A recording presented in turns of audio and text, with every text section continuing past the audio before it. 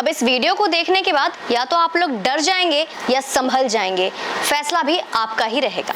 नमस्ते हिंदुस्तान, कैसे हैं आप लोग? तो और बजाओ हिंदू मुस्लिम भाईचारे की पिपनी। तो आप जानते हो वो भाई हैं तुम्हारे और तुम उनके चारा हो। जब तक उनके लिए रास्ता बनते रहोगे तब तक रहोगे, और जिस दिन उनके रास्ते में आओगे उस दिन फिर तुम उनसे ही काटे जाओगे। यकीन नहीं होता तो ये खबर सुन लीजिए। आतंकी हमलों की धमकी आई है उसामा के अलकायदा ने कल भारत के कई राज्यों में हमले करने की धमकी दी थी। IS मतलब इस्लामिक स्टेट के प्रवक्ता की तरफ से एक बयान जारी कर खुलेआम भारत में आतंकी हमलों की अपील मुसलमानों से की गई है। अबू उमर अल मुजाहिर इस उपनाम वाले प्रवक्ता की तरफ से दक्षिण और दक्षिण पूर्व एशिया के मुसलमानों के साथ आने की अपील की गई है।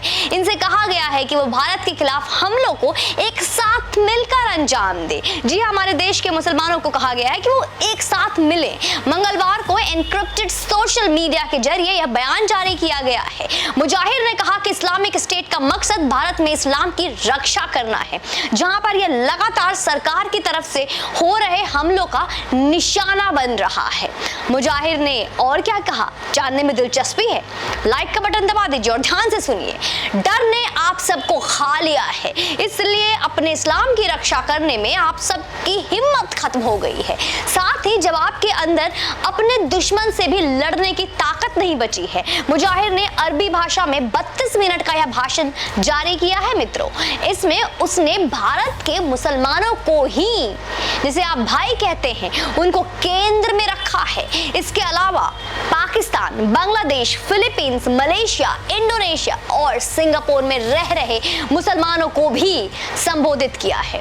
इससे पहले इस भाषण में कुछ ही मिनट पहले एक वीडियो जारी किया गया था। इसमें IS के आतंकी उन कुर्दिश सैनिकों को मारने की बात कह रहे थे जिन्हें युद्धबंदी बनाया गया है। जब से यह आतंकी संगठन सामने आया है तब से ही ये कई लोगों को बेदर्दी से मौत के घाट उतार चुका है।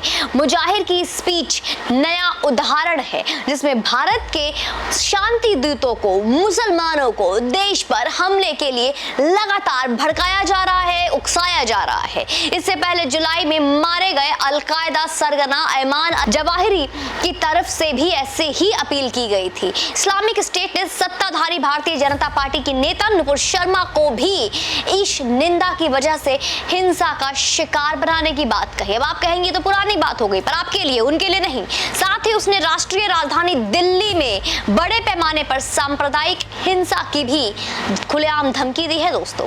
संगठन की खलीफा इब्राहिम अवाद अल बादरी ने भी भारत को दुश्मन देशों की लिस्ट में रखा है। साल 2014 में संगठन का यह सबसे भड़कीला भाषण था।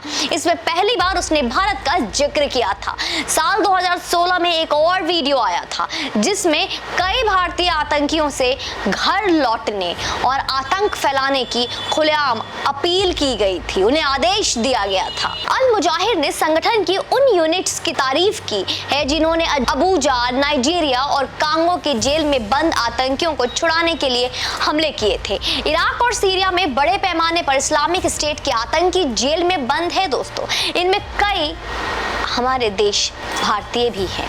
मुजाहिर ने अपने भाषण में तालिबान पर भी हमला बोला है और इसका अंजाम हम सब ने ऑलरेडी देखा है। और हाँ, यह कोई पहली बार नहीं है या एक बार की बात नहीं है। 1 महीने पहले अलकायदा भी यह कर चुका है।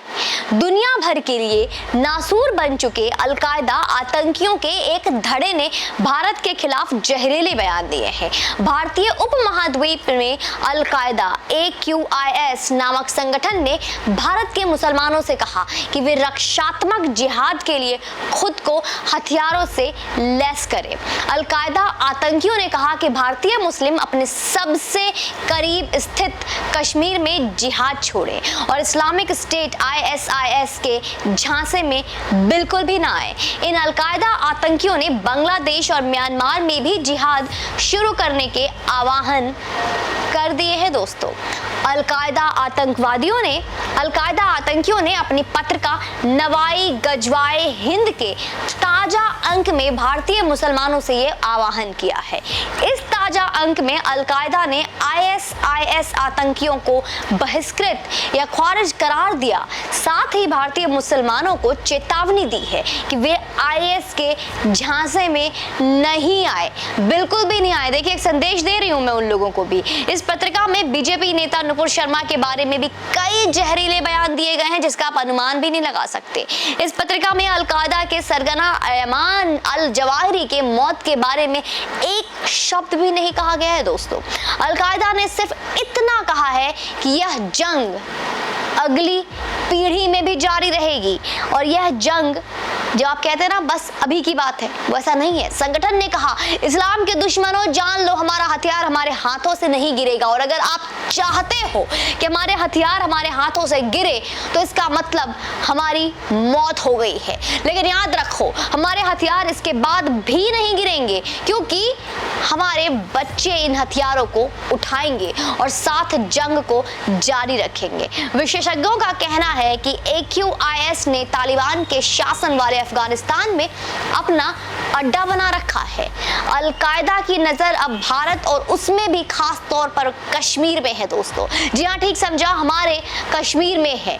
कश्मीर में हिंसा को भड़काने के लिए AQIS लगातार दुष्प्रचार कर रही है, लगातार, और नए सदस्यों को अपने साथ लाने के लिए पूरी ताकत से जुटा हुआ है। इसमें उसे ISIS से प्रतिस्पर्धा का सामना करना पड़ रहा है। यही वजह है कि अलकायदा आतंकियों ने भारतीय मुसलमानों से अपील की है कि वे IS के झांसे में नहीं आए। बताया जा रहा है कि भारत में हिंसा को भड़काने के लिए AQIS जमकर पैसा बहा रहा है। इसके लिए वह हवाला का कारोबार भी कर रहा है। हवाला कारोबार का इस्तेमाल हो रहा है, क्योंकि उसके बिना आप सभी को पता है ये संभव तो वैसे भी नहीं है।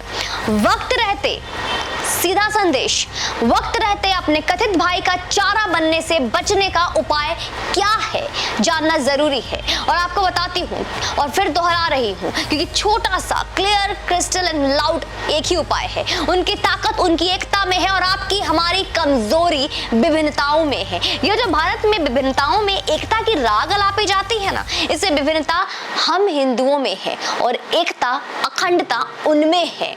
तो आज एक हो जाइए, नहीं तो कल देर हो जाएगी, क्योंकि जब तक हम अलग हैं हम कमजोर हैं। हम तभी तक कमजोर हैं जब तक हम एक साथ नहीं हैं, एकता नहीं है, हमारे बीच अखंडता नहीं है। अगर आप चाहते हैं कि हम कमजोर न बने, हमारे आने वाली पीढ़ी कमजोर न बने, खत्म ना हो जाए, लुप्त ना हो जाए, गायब ना हो जाए, मारे काटे ना जाए, तो इसका एक ही उपाय है, एक हो जाइए। अगर हम साथ हैं तो हमें कोई नहीं तोड़ सकता। बाकी आपका सुझाव, आपका संदेश, आपका निर्णय, मैं तो सिर्फ जागरूक कर रही हूँ। उनके जो संदेश थे वो आप तक पहुँचा दिया, क्योंकि मैं सिर्फ और सिर्फ एक संदेश वाहक ही हूँ दोस्तों। क्योंकि ये आपका कर्तव्य बनता है कि आप क्या करेंगे, आपने क्या निर्णय लिया। आपस में लड़ना है, आपस में जाति जाति खेलना है, या एक होकर इकट्ठा होकर मजबूत बनना है, आपके ऊपर छोड़ती हूँ। क्योंकि मेरे सनातन परिवार पे मुझे पूरा भरोसा है कि वो एकता के रास्ते पर चलने का निर्णय अब तक इस वीडियो को देखने के बाद ले चुकी होगी। और लाइक बटन और शेयर बटन तो अवश्य ही दबा चुके होंगे आप लोग।